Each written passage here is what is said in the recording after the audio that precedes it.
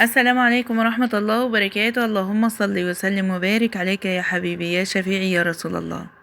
حبايب قلبي اللي أول مرة يشوفوا القناة ما ينسوش اشتراك وتفعيل زر الجرس وتعملوا لي لايك للفيديو، فضلا طبعا من حضراتكم ليس أمر. بحبكم جدا جدا في الله، ربنا يكبر خاطركم ويرضيكم ويرزق كل مشتاق فيكم بما يشتاق، اللهم امين يا رب العالمين. طبعا برحب بحبايب قلبي اللي انضموا لعيلتي، برحب بيكم، بقول لكم وجودكم معايا ده شرف ليا وتاج على راسي، ربنا ما يحرمنيش منكم ابدا وتفضلوا اجمل نعمة في حياتي كده ان شاء الله رب العالمين. برحب بحبايبي اللي معايا في القناة واللي باخدوا من وقتهم يكتبوا لي تعليقات، برحب بيكم وبقول لكم ربنا يبارك فيكم ويكبر خاطركم جميعا يا رب العالمين. طبعا صباح جديد، صباح مليان بالتفاؤل، مليان بالطاقة الإيجابية. طبعا احنا لسه أول يوم دراسة، نبدأ كده بالصلاة على الحبيب عليه أفضل الصلاة وأزكى السلام وأتم التسليم. النهاردة طبعا يا جماعة أول يوم دراسة، وكلنا اتفاجئنا بالقرار ده امبارح الظهر إن النهاردة أول يوم مدرسة. طبعا هنعمل ايه؟ احنا مش ناهضين. احنا كان بالنسبة لولادي كانوا هيدخلوا على يوم الاربع كده ان شاء الله. فلما لقيت الموضوع كده اجى مفاجئ الساعة 12، فطبعا كان ناقص لولادي طبعا حاجات للمدرسة، اخدت بعض ورحت جبتها وجبت العصير وجبت حاجات اللانش بوكس اللي هو الجبنة واللانشون والحاجات دي يا جماعة.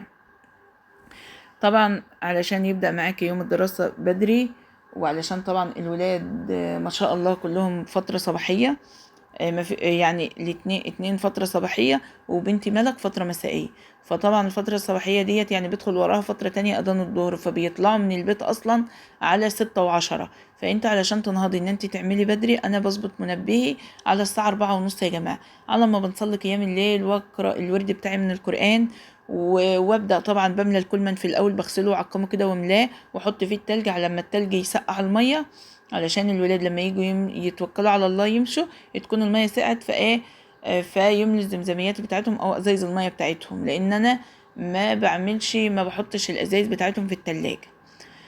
طبعا النهارده انا عملت ايه بقى؟ كان لا طبعا عملت لهم بطاطس، قلت بطاطس اول مره اجربها بصراحه، مش عارفه بقى اذا كانوا هياكلوها ولا لا. وعملت لانشون وجبنه رومي، وكل واحد علبه عصير، وكل واحد بسكوته من اللي حضراتكم شايفينه كده، وواحدة بنبوني كان عندي يعني.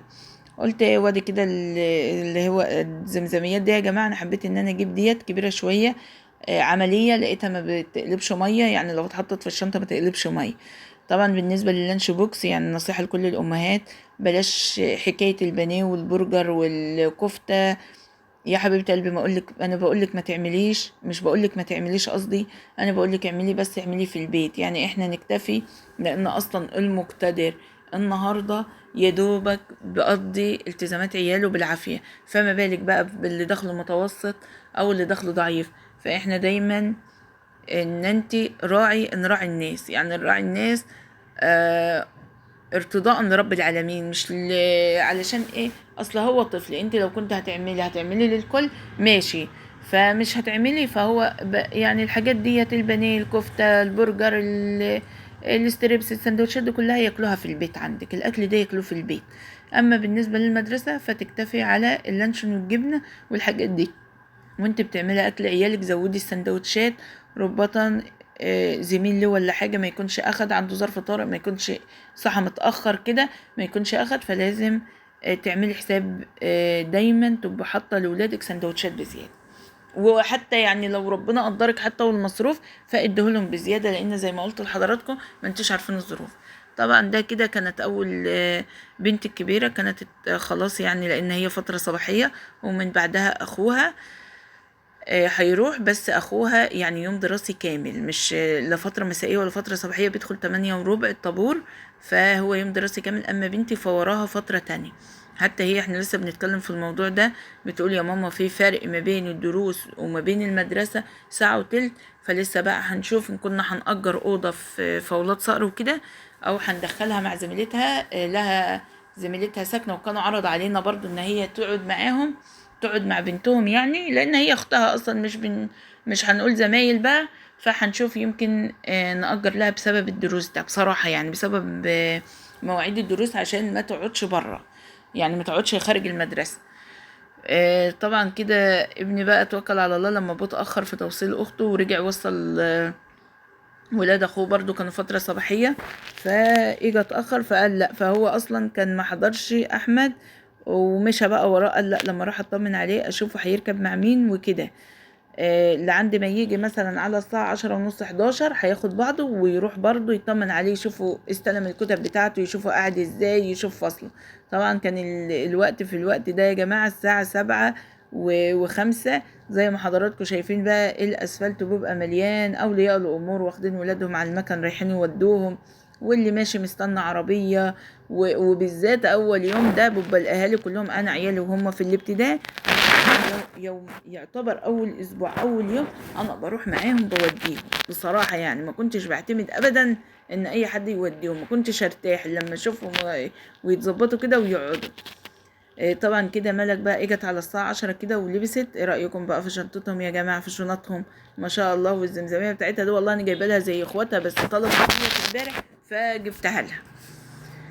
هتقولي بكام يعرف ايه؟ والله انا كنت جايبه دبابيس للطرح وحاجات وكراريس وحاجات من ديت، والله ما متذكره قوي، بس ممكن اشوف لكم في الفاتوره يعني لو حابين ان انتوا تعرفوا سعرها. الزي المدرسي بتاع ولادة عامه انا جايباه من التوحيد والنور، وجايبه من المعرض. يعني جايبه من التوحيد والنور والمعرض. بالنسبه للبس البيتي لبس الدروس يا جماعه انا بجيبهم دايما لا اما من التوحيد والنور لا اما من المعرض. اما بالنسبه للبس الاعياد فانا بجيبه من اماكن نظيفه، لان طبعا انتوا عارفين ان احنا بنجيب اللبس ده بيقعد كتير، يعني مش اللي هو بتاع طرق او دروس او لبس يومي، هو بيبقى بتاع مناسبات، لبس مناسبات. طبعا بالنسبه للاحذيه ديت كنا فيها طبعا في ولاد صقر، فقلت بقى لما اغسلها، لان هي ما ينفعش ان هي ما ينفعش ان هي ما تتغسلش. انا بغسلهم اول باول، باخد حاجتهم كده اول باول، بحيث ان هم يجوا يروحوا الدروس، يجوا يروحوا المدرسه، كل حاجتهم تبقى نظيفه.